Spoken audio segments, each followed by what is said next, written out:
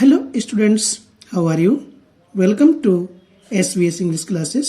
We are here to study MCQs, multiple choice questions under language study from the poem The Ball Poem, composed by John Allen Berryman.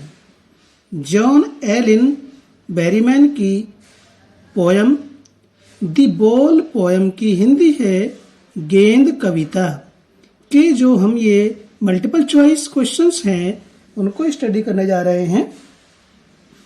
शुरू करने से पहले हम आपको ये बता देते हैं स्टूडेंट्स, ये क्वेश्चन है, इसके नीचे दिए हुए 4 ऑप्शन हैं, अल्टरनेटिव्स हैं। हमें आंसर बुक में एग्जाम की जो कॉपी होती है उसमें ये पॉइंट लिखना है, क्वेश्चन नंबर 1 इसको लिखना है। उसके पश्चात इन 4 ऑप्शंस में से जो सही है उसी को हम आंसर में लिखें, चारों को ना लिखें। इससे कॉपी की बचत होगी, पेन की बचत होगी, समय की बचत होगी। ठीक है, तो हमें बचत ही बचत होगी और मार्क्स भी अच्छे मिलेंगे। तो आइए शुरू करते हैं। Number 1, how are the boy's eyes? लड़के की आंखें कैसी हैं, किस प्रकार की हैं? ए ब्रिलियंट चमकदार, बी डल नीरस, सी डेस्परेट उदास या निराश, D all of the above. यही पे तीनों। हमने पोएम को स्टडी किया स्टूडेंट्स। मल्टीपल चॉइस क्वेश्चंस ये हमारे लेसन के एंड में है, पोएम के एंड में दे रखे हैं एक्सरसाइज में। पेपर सेटर पोएम के अंदर से भी और इनके अतिरिक्त मल्टीपल चॉइस क्वेश्चंस बना सकते हैं, तो इसलिए हमें पोएम की फुल जानकारी होनी चाहिए। ठीक है, तो इसका सही ऑप्शन, सही अल्टरनेटिव है डेस्परेट। ठीक। Number 2, what meaning is the boy learning? लड़का कौन सा अर्थ सीख रहा है, किसका अर्थ सीख रहा है? ए मीनिंग ऑफ लॉस, हानि का अर्थ, खोने का अर्थ। बी मीनिंग ऑफ लाइफ, जीवन का अर्थ। सी मीनिंग ऑफ प्लेइंग, खेलने का अर्थ। डी मीनिंग ऑफ हैप्पीनेस, खुशी का अर्थ। तो इसमें स्टूडेंट्स ए ऑप्शन सही है। हमें इस दुनिया में रह करके खोने के अर्थ को सीखना है और उस खोने से, किसी भी चीज के खोने से जो हमें कष्ट होता है, पीड़ा होती है, उसको सहन करना भी सीखना है। Number 3, who is the poet of the poem the ball? The ball नाम की कविता का पोएट कौन है?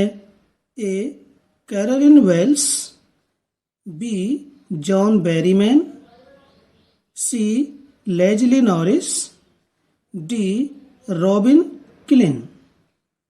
तो स्टूडेंट्स इसमें जो द बॉल पोएम का पोएट है वो जॉन बेरीमैन है। ये शॉर्ट में दे रखा है जॉन एलिन बेरीमैन या John Allyn McAlpin Berryman. Number 4, what could the poet buy for the boy? Poet लड़के के लिए क्या खरीद सकता था? A book, B bag, C ball, D toys. इनमें से क्या खरीद सकता था? बॉल। सही ऑप्शन बॉल है, क्योंकि उस बालक की बॉल ही खो गई थी और उसे बॉल के बदले में बॉल ही चाहिए थी, तो पोएट लड़के के लिए बॉल खरीद सकता था। Number 5, the boy remembers his days. लड़का अपने दिनों को याद करता है। कौन से दिनों को?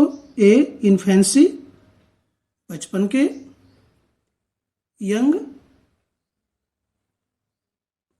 इन्फेंसी कहते हैं बचपन के, यंग युवावस्था के, सी ओल्ड बुढ़ापे के, D all of the above या ये तीनों। तो इसमें सही ऑप्शन है young. Number 6, what does the poet say about this world is made of. कवि क्या कहता है कि ये संसार किस चीज का बना हुआ है, ये संसार किस चीज का बना है, इसके बारे में पोएट क्या कहता है, किस चीज का बना है। ए पजेशंस भौतिक वस्तुओं से, बी हैप्पीनेस प्रसन्नता से, सी जॉयज आनंद से, डी ट्रबल्स परेशानियों से। तो इसका सही ऑप्शन मोस्ट सुटेबल जो अल्टरनेटिव है वो पजेशंस है।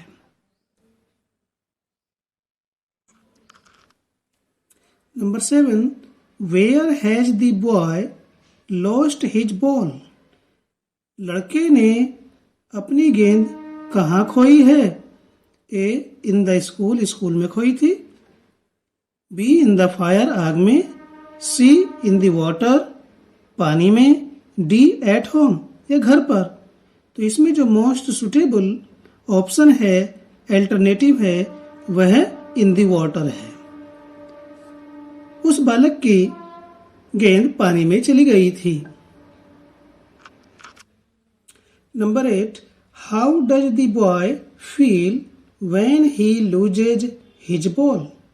जब लड़के ने अपनी गेंद खो दी तो उसे किस प्रकार का अनुभव होता है कि वो कैसा महसूस करता है। ए कंफ्यूज्ड, बी शेकन, सी ट्रेम्बलिंग वह भ्रमित महसूस करता है, कंपन महसूस करता है या कपकपी महसूस करता है। तो इसमें चारों ही हैं, इसका डी ऑप्शन सही है। Number 9, what does the boy understand. लड़का क्या समझता है, किस बात को समझता है। A learns to grow up बड़ा होना सीखता है, B learns his first responsibility अपने प्रथम उत्तरदायित्व को सीखता है, C learns how to play कैसे खेला जाए इसको सीखता है, D both A and B A और बी दोनों। तो इसमें सही ऑप्शन है बी, बालक अपने प्रथम उत्तरदायित्व को सीखता है। कि कोई सी भी चीज होती है हमारा उसके प्रति क्या उत्तरदायित्व है इसको हमें सीखना चाहिए, इसकी हमें जानकारी होनी चाहिए। यही इस पोएम से हमें संदेश भी मिलता है। हम किसी भी चीज को खो देते हैं लेकिन हमें रत्ती भर भी पछतावा नहीं होता, नहीं, हमें उस खोई हुई चीज के प्रति अपने उत्तरदायित्व को समझना चाहिए और उसका कष्ट भी होना चाहिए। Number 10, name the literary device used in and no one buys a ball back. ये जो पंक्ति है इसमें साहित्यिक जो उपकरण है वो जो प्रयोग किया गया है उसका नाम बताना है। यदि हम कहें तो जैसे हिंदी में अलंकार होते हैं उसी प्रकार से इंग्लिश में भी उसे लिटरेरी डिवाइस कहा जाता है या फिगर्स ऑफ स्पीच कहा जाता है। तो इस पंक्ति में जो लिटरेरी डिवाइस है वो क्या है, साहित्यिक उपकरण क्या है। ए मेटाफर रूपक, बी सिमली उपमा, बी सिमली उपमा, सी एलिट्रेशन अनुप्रास, इसे अनुप्रास अलंकार कहते हैं, डी एनाफोरा। तो इन चार ऑप्शंस में जो सही ऑप्शन है वो एलिट्रेशन है, अनुप्रास है। तो अनुप्रास होता क्या है, देखिए इस लाइन को हम देखते हैं तो इसमें 1 2 3 4 5 6 7 शब्द आए हुए हैं, लेकिन इन 7 शब्दों में जो 3 शब्द हैं, उनके शुरू में क्या रहा है यहाँ, ये बाई से बी से बना हुआ है, ये बॉल ये भी बी से बना हुआ है, और ये बैग ये भी बी से बना हुआ है। तो इसमें बी अल्फाबेट की पुनरावृत्ति हो रही है, और जहां किसी चीज की पुनरावृत्ति होती है तो वहां पर अनुप्रास अलंकार होता है, और उस अनुप्रास अलंकार को इंग्लिश में कहा जाता है एलिट्रेशन।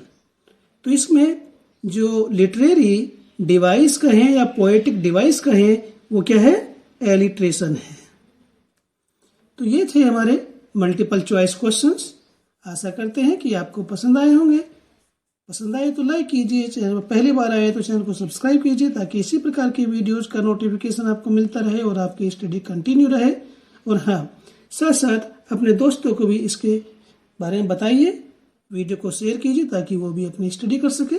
फिर मिलते हैं एक नई वीडियो के साथ। Till then take care.